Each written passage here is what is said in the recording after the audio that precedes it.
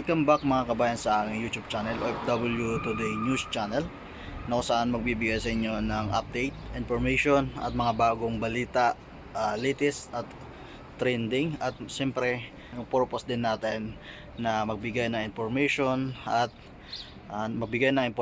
para makatulong sa ating mga kapwa OFW. Ngayon mga kabayan, sa video na ito ay mag-update lang tayo, lalong-lala na dun sa ginawa kong video na kung saan pinapauwi na nga yung lahat ng finished contract na facilitated ng Ministry of Human Resources and Social Development.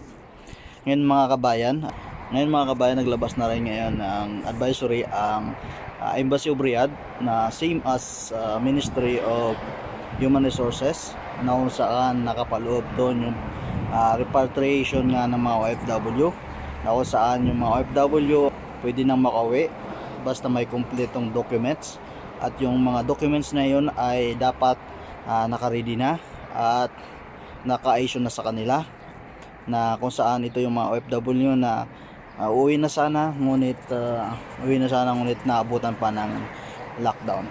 Sa video na din ito mga kabayan ay kukuha rin tayo ng update galing sa Ministry of Health, na kung saan i-update ko kayo yung total confirmed cases, total death at saka mga advisory na galing sa Ministry of Health.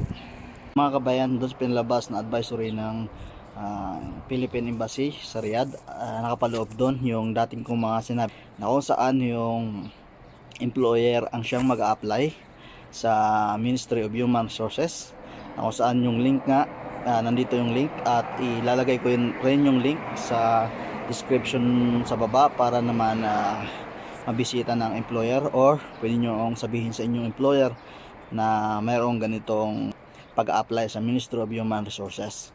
Ngayon mga kabayan, yung mga term and condition na sinasabi bago makapag-apply ay kailangan makumpleto ng employer or naibigay na ng employer, kasi ilalagay yon as a proof na finish contract na nga yung OFW at kumpleto na siya ng kanyang mga papeles.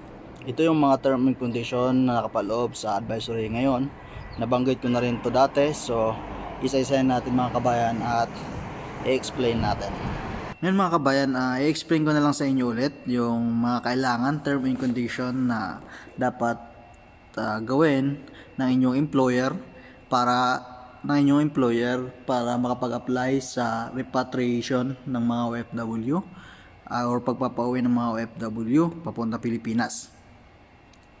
Una mga kabayan, yung unang term and condition ay kailangan yung only for workers who are currently employed. Ito yung mga sabi ko nga mga kabayan is yung kung papayagan kayo ng employer nyo na makauwi sa Pilipinas, kung papayagan nga kayo ng employer nyo na makauwi papunta sa Pilipinas. Ang sunod mga kabayan na dapat gawin ng inyong employer bago siya mag-apply online ay kailangan maayos muna niya yung pag-issue ng final exit or re-entry visa galing sa Saudi Ministry of Interior sa lahat ng mga interesadong umuwi na mga empleyado. Tapos mga kabayan, kung ikaw ay end of contract na, kailangan meron ka ng end of service. Kailangan na process na yung end of service mo, yung bigay na dapat ng inyong employer. Pangatlo mga kabayan ay kailangan, ang sunod kabayan, bago makauwi sa Pilipinas, yung mga OFW na pinayagan ng kanyang amo na makauwi ay kailangan magkaroon muna siya ng medical examination mula sa Saudi Ministry of Health. Pagkatapos nun mga kabayan, kailangan ng employer mo na bumili ng iyong ticket. Pagkatapos niya maasikaso lahat ng yon na sinabi ko, ay pwede na siya mag-apply online sa link na to. Yung link na to ay naka-Arabic. Yung link na to ay para lang sa mga employer. At pagkatapos mga kabayan ng ilang araw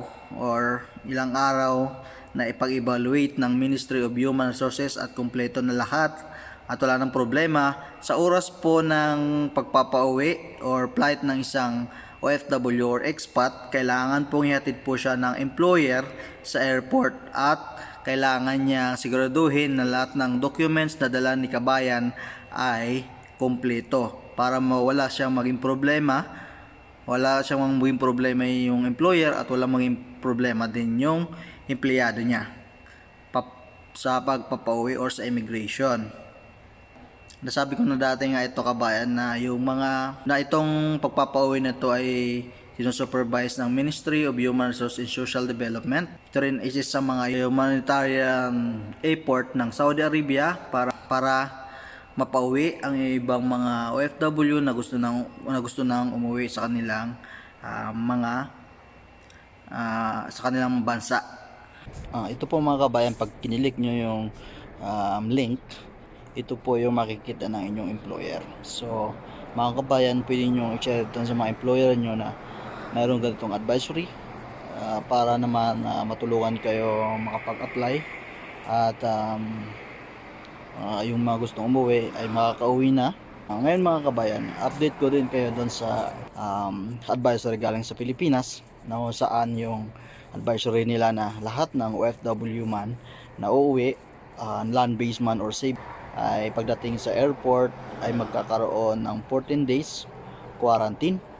Hindi muna sila makakauwi sa kanilang mga bahay at mag-stay sila ng 14 days sa hinandang facility ng government ng Pilipinas, ng government sa atin, na kung saan mag-stay kayo ng 14 days bago kayo makauwi sa inyong mga bahay. Ngayon mga kabayan, i-update ko lang kayo sa daily report regarding sa COVID-19 ng Saudi Arabia. Na kung saan mga kabayan, ngayong araw as of April 19, 2020,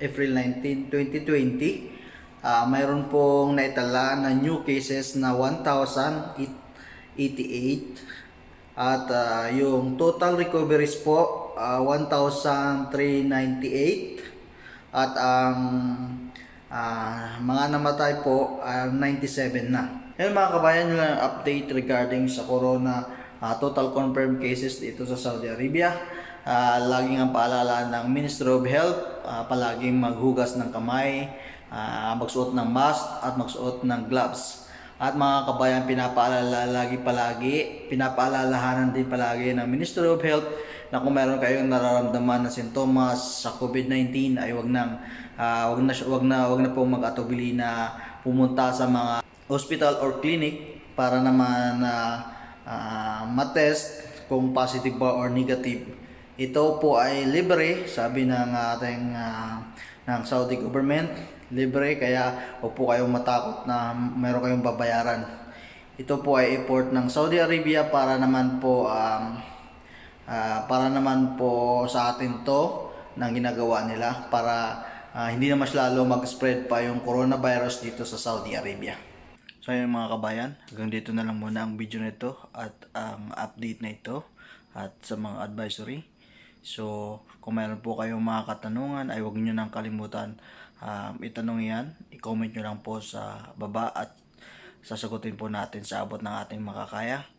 At kung bago ka pa lang po sa aking YouTube channel ay huwag nyo nang kalimutan mag-like, comment at subscribe.